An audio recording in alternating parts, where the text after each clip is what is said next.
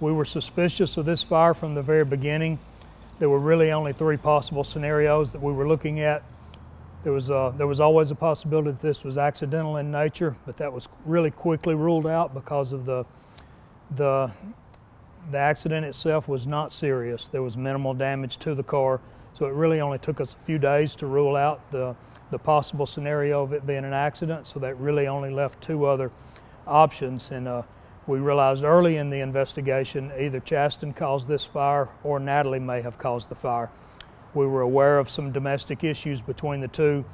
We know that there was an argument while they were in the car leading up to the crash. We know that there was obviously some emotional tension in the air prior to them crashing. We said from the beginning we weren't sure who caused the fire. We just weren't exactly sure of how it originated, and we said from the beginning we're going to let the evidence tell us what happened. And we've been very fortunate over the past few weeks that we were able to gather some very critical pieces of evidence that have allowed us to determine that sadly Natalie actually caused this fire herself. Right, when the car crashed, they were together in the car. We know there was an argument going on in that car before they crashed. We know Chaston did get out of that car. He walked toward their apartment, which would have been away from the store that Natalie walked to. We believe around that same time Natalie exited the car and walked to the Kangaroo Express, which is probably less than a half mile from that crash scene.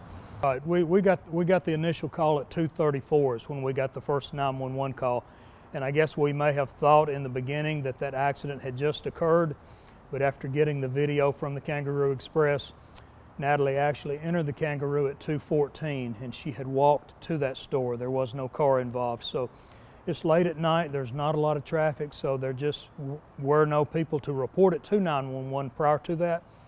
But the accident itself actually occurred prior to 2:14.